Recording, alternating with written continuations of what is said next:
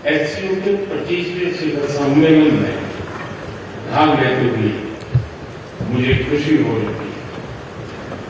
हमारे शानदार स्वागत और आतिथ्य सत्कार के लिए मैं राष्ट्रपति श्री का हार्दिक आभार व्यक्त करता हूं।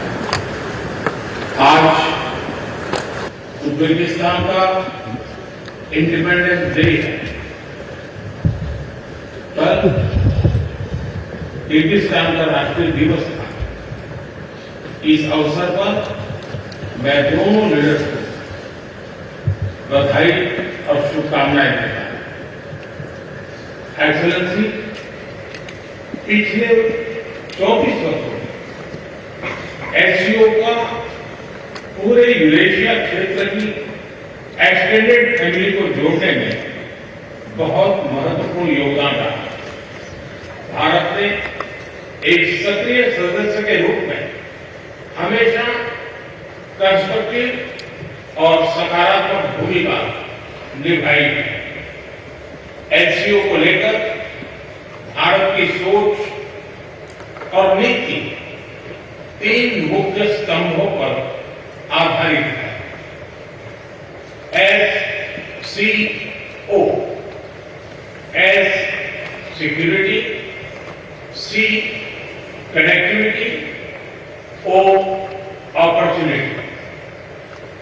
पहले स्तंभ एस यानी सिक्योरिटी के संदर्भ में मैं कहना चाहता हूं कि सुरक्षा, शांति और स्थिरता किसी भी देश के विकास का आधार है। किंतु इस मार्ग में आतंकवाद, अलगाववाद और अतिवाद बड़ी चुनौतियां हैं। आतंकवाद सिर्फ किसी देश की सुरक्षा ही नहीं बल्कि पूरी मानवता के लिए एक साझा चुनौती है। कोई देश, कोई समाज, कोई नागरिक अपने आप को इससे सुरक्षित नहीं समझ सकता। इसलिए आतंकवाद से लड़ाई में भारत ने एकजुटता पर बल दिया। इसमें एचसीओ रेड्स की बहुत महत्वपूर्ण भूमिका रही। इस वर्ष भारत ने जॉइंट इंफॉर्मेशन ऑपरेशन को लीड करते हुए अल कायदा और इससे जुड़े आतंकी संगठनों से लड़ने का इनिशिएटिव किया। हमने रेडिकलाइजेशन के विरुद्ध समन्वय बढ़ाने और मिलकर कदम उठाने का भी प्रस्ताव रखा। टेरर फाइनेंसिंग के खिलाफ आवाज उठाई। इसमें मेरे समर्थन के लिए मैं आभार व्यक्त करता हूं। एक्सेलेंसी, भारत पिछले 4 दशकों से निर्मम आतंकवाद का दंश झेल रहा है। कितनी ही माताओं ने अपने बच्चे खोए और कितने बच्चे अनाथ हो गए।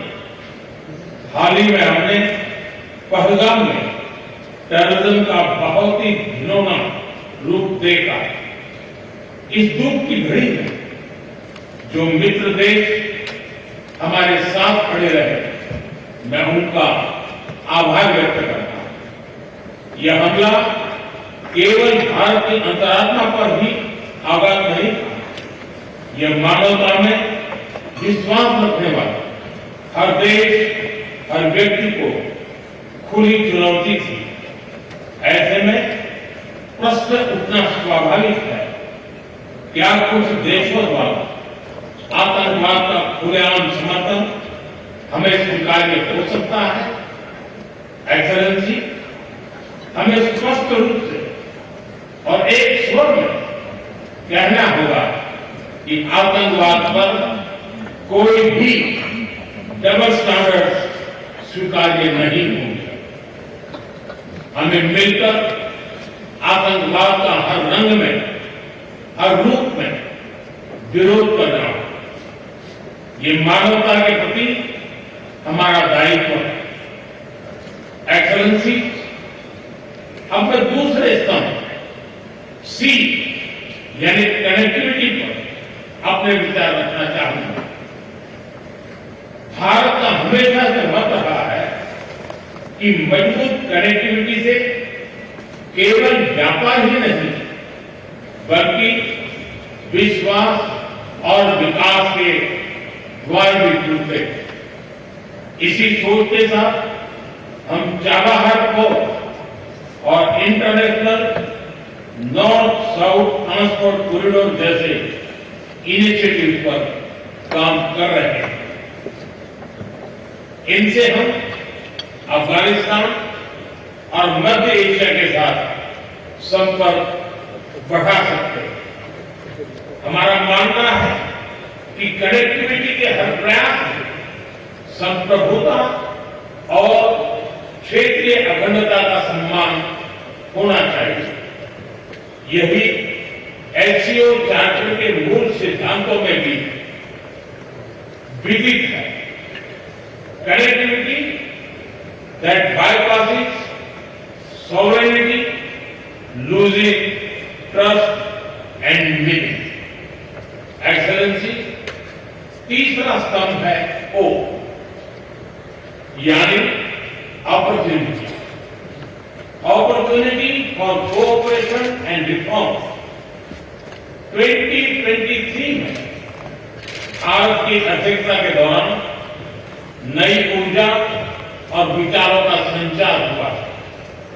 स्टार्टअप्स और innovation, traditional medicine, youth empowerment, digital inclusion और शेयर्ड बुद्धिस्ट हेरिटेज जैसे नए विषयों को अपने सहयोग में जोड़ा।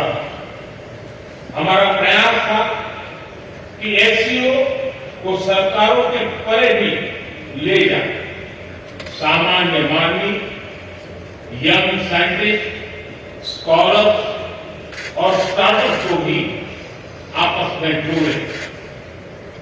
हमारे पीपल टू पीपल टाइम को दृढ़ता देने के लिए मैं आज एक और सुझाव रखना चाहूंगा। एचसीओ के अंतर्गत एक सिविलाइजेशन डायलॉग फोरम बनाया गया। इससे हम अपनी प्राचीन सभ्यताओं, कला, साहित्य और परंपराओं को वैश्विक मंच पर साझा कर सकते हैं। एक्सेलेंसी, आज भारत रिफॉर्म, परफॉर्म, ट्रांसफॉर्म के मूल मंत्र पर आगे बढ़ रहा है। कोविड हो या वैश्विक आर्थिक अस्थिरता, हमने हर चुनौती को अवसर में बदलने का प्रयास किया है। हम लगातार वाइड रेंजिंग रिफॉर्म पर काम कर रहे हैं। इससे देश में विकास के साथ साथ अंतर्राष्ट्रीय सहयोग के लिए भी नए अवसर खुल रहे हैं। मैं आप सभी को भारत की विकास यात्रा से जुड़ने के लिए आमंत्रित करता हूं। एक्सेलेंसी, यह खुशी की बात है कि एचसीओ भी समय के अनुरूप इवॉल्व हो रहा है। ऑर्गेनाइज्ड क्राइम, ड्रग ट्रैफिकिंग और साइबर सिक्योरिटी जैसे समकालीन चुनौतियों से निपटने के लिए 4 नए केंद्र बनाए जा रहे हैं। हम इस रिफॉर्म ओरिएंटेड माइंडसेट का स्वागत करते हैं। वैश्विक संस्थानों में रिफॉर्म्स के लिए एचसीओ सदस्य आपसी सहयोग बढ़ा सकते हैं। संयुक्त राष्ट्र की 80वीं वर्षगांठ के अवसर पर हम एकमत होकर यूएन रिफॉर्म का आह्वान कर सकते हैं। ग्लोबल साउथ की आकांक्षाओं को आउटडेटेड फ्रेमवर्क में कैद रखना भावी पीढ़ियों के प्रति घोर अन्याय है। नई पीढ़ी के बहुरंगी सपनों को हम पुराने जमाने की ब्लैक एंड व्हाइट स्क्रीन पर नहीं दिखा सकते। स्क्रीन बदलनी ही होगी। एचसीओ मल्टीलेटरलिज्म और इंक्लूसिव वर्ल्ड ऑर्डर का मार्गदर्शक बन सकता है। मुझे खुशी है कि इस महत्वपूर्ण विषय पर आज एक स्टेटमेंट जारी किया जा रहा है। एक्सेलेंसी, हम सभी पार्टनर्स के साथ समन्वय और सहयोग के साथ आगे बढ़ रहे हैं। मैं एचसीओ के अगले अध्यक्ष किर्गिस्तान के राष्ट्रपति और मेरे मित्र प्रेसिडेंट जपारोव को शुभकामनाएं देता हूं। बहुत बहुत धन्यवाद। तो आप देख रहे थे प्रधानमंत्री नरेंद्र मोदी का संबोधन एससीओ समिट में, और यह बेहद खास है। नमस्कार, इस कार्यक्रम में भी आपका, मैं हूं निखिल, मेरे साथ हैं भावना। और जिस तरह से प्रधानमंत्री नरेंद्र मोदी का यह संबोधन रहा, खास तौर पर उन्होंने बात कही कि ये जो समय है वो, इसकी सबसे पहले हम बड़ी बातें बताते हैं प्रधानमंत्री नरेंद्र मोदी के इस संबोधन की। पहलगाम में हमने आतंकवाद का घिनौना रूप देखा है। इसके साथ साथ प्रधानमंत्री ने एससीओ को 3 भागों में बांटा, सिक्योरिटी, कनेक्टिविटी और अपॉर्चुनिटी। आतंकवाद को लेकर प्रधानमंत्री ने कहा कि आतंकवाद और उग्रवाद मानवता के लिए बड़ी चुनौती है और इसमें देशों को साथ खड़ा होना बेहद ही जरूरी है। आतंकवाद की लड़ाई पर प्रधानमंत्री ने कहा कि भारत का एकजुटता पर जोर है और उन्होंने उन देशों का भी समर्थन किया और धन्यवाद दिया जिन्होंने पहलगाम आतंकी हमले के बाद भारत का सपोर्ट किया, समर्थन किया। ऐसे में हम देख रहे हैं कि प्रधानमंत्री नरेंद्र मोदी ने तियानजिन एससीओ में बड़ी बातों का जिक्र करते हुए साथ ही कहा कि भारत ने आतंकवाद और टेरर फंडिंग के खिलाफ जो पहल की है उसमें कई देशों ने भारत का साथ भी दिया है। ऐसे में प्रधानमंत्री यहां दुनिया को बड़ा संदेश देते हुए, निखिल जी बिल्कुल, दुनिया को बड़ा संदेश दिया और कहा आतंकवाद के खिलाफ दोहरा कोई डबल स्टैंडर्ड स्वीकार नहीं होंगे। आतंकवाद पर किसी भी तरह के डबल स्टैंडर्ड स्वीकार नहीं किया जा सकते। उन्होंने ऑपरेशन सिंदूर की बात की, उन्होंने पहलगाम हमले की बात कही और कहा कि किस तरह से दुनिया ने देखा है कि पिछले 40 वर्षों से भारत आतंकवाद से पीड़ित रहा है। जो मित्र साथ खड़े हैं उनका आभार प्रधानमंत्री ने साफ तौर पर दोहराया कि जो मित्र साथ खड़े हैं उनका आभार, लेकिन इस पर डबल स्टैंडर्ड बिल्कुल नहीं चलना चाहिए, ये स्वीकार नहीं होना चाहिए। संप्रभुता का सम्मान आवश्यक है।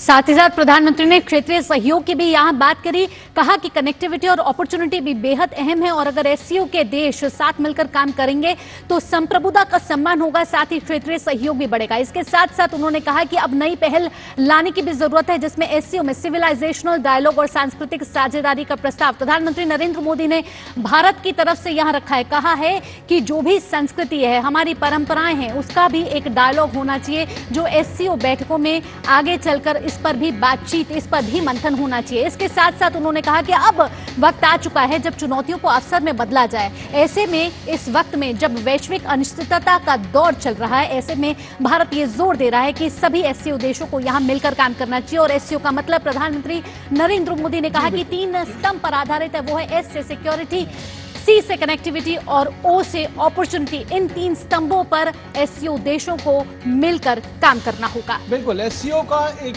नया एब्रिविएशन दिया प्रधानमंत्री ने, कहा कि एससीओ का मतलब सुरक्षा है, कनेक्टिविटी है और ग्रो करने के, आगे बढ़ने के अवसर है। एससीओ को समावेशी और सहयोगी मंच बनाने पर बल दिया प्रधानमंत्री नरेंद्र मोदी ने अपने इस संबोधन में।